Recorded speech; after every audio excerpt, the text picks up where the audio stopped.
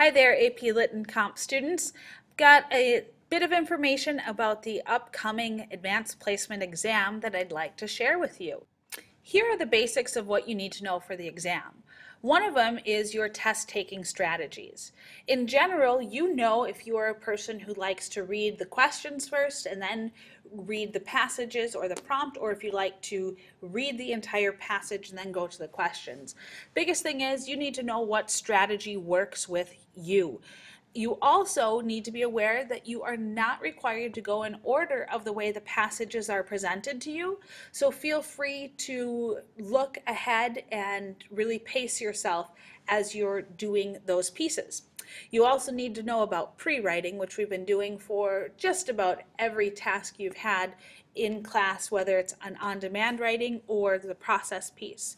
You have some familiarity with the prompts because of the work that we have done in class, and you also have been focusing on how to move from the what or the identification into the how or the so what piece. Basic elements of writing and organization, literary devices and techniques. Consider the handout that you had over the summer for your reading assignment with all of the literary and figurative devices that are discussed in class. You also need to know a basic level of analysis and synthesis.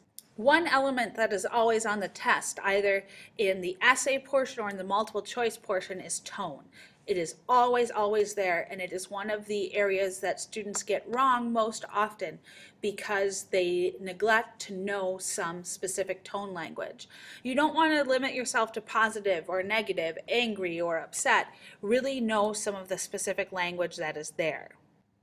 For the passages on the exam, there are always things that are old, more from the 16th or 17th century. These could be either poem or prose pieces. At the same time, there's always something that's a bit more contemporary. So be on the lookout for that. In terms of your test-taking strategy, you might do well by doing all of the more contemporary pieces together and all of the more archaic pieces together. Whatever really works for you.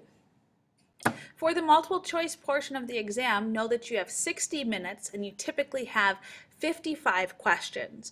That can go anywhere from 50 to 65 questions, just dependent upon the year. You typically have 5 passages, and at least 2 of them will be poetry passages and 2 of them will be prose. You have the 60 minutes to complete this, and this will be an overall 45% of your score. Remember from our previous practice that 50% on these exams is considered a really solid score. Some questions are answered incorrectly by 95% of students. Keep in mind that the College Board does do an analysis of the question, and they take a look to see if that question should be factored into the overall score. But those questions tend to be inference-based questions that are related to humor and irony, and again, that would be a connection to tone. This can be difficult because you're reading just an excerpt or a portion and you might not always see the humor or the irony that is there, especially when you feel like you're in a high-stakes testing environment. There are a variety of multiple choice questions on the exam itself. Some of them will be straightforward questions that you don't even really need the prompt, or I'm sorry, the passage in order to respond to those questions. Others will refer you to specific lines and then ask you to draw a conclusion or interpret a portion of that line. It's a really good idea to mark up the passage then and be sure that you are at the correct line that is there. There are a lot of the all accept answers, and you may need some extra time to consider all of the possibilities. So with those style of questions, you may want to wait until you've answered the other questions about that passage before making an attempt to go back. You may also be asked to make some type of an inference or talk about or analyze an abstract concept that isn't directly stated in the passage but is more implied. And then the final style of questions are the killer questions. Those are the ones where they'll have the Roman numerals for you, and choice A may say Roman numeral 1 and 2, 2 and 3, 1 and 3 only, and that type of a piece. Again, use your best test-taking strategies for what works for you in terms of how to go after these questions. If you're really stuck on a question, the best thing you can do is go through the process of elimination. Really read all 5 choices again. From there, if no choice seems immediately correct, eliminate the ones that are obviously wrong. The next step would be to eliminate the pieces that are either too narrow or too broad to really be the correct answer. You can also eliminate any choices that are illogical. You should be able to eliminate answers that are synonymous because they could not both be right. And you can also eliminate typically answers that cancel each other out because those tend to be distractors. When you are directed to a specific line, it's really important that you consider the context of that entire area. So especially with poetry, don't simply look at the line itself. You're going to certainly need to read the line or a few lines before and after. And if it's something within a prose passage, be sure you look at the sentence before as well as the complete sentence that that line is a part of.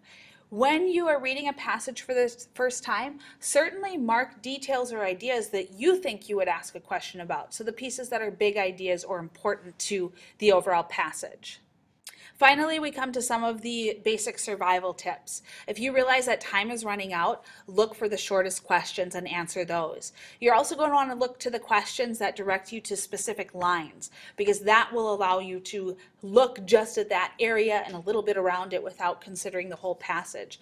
And you also would want to look for the detail or definition questions. So again, pieces that may be asking you to consider the definition of a term in context, then you can get those questions answered and have as much of this completed as possible.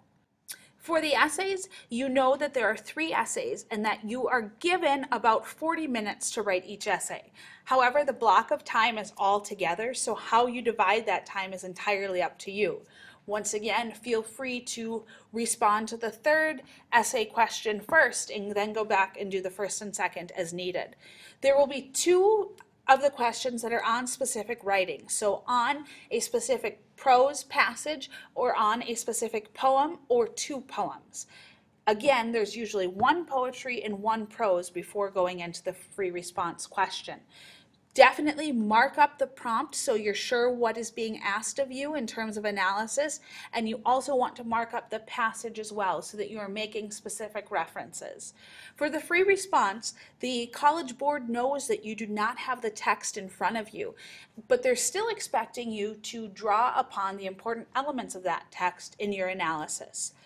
Read through the prompt without looking at the list of works that are provided, so that you are focusing solely on what the prompt says, and whatever text that is of considerable literary merit, so something that you've studied from 9th grade through your senior year in an English class, would fit for this particular passage. Think about what stands out most to you and what will answer the piece.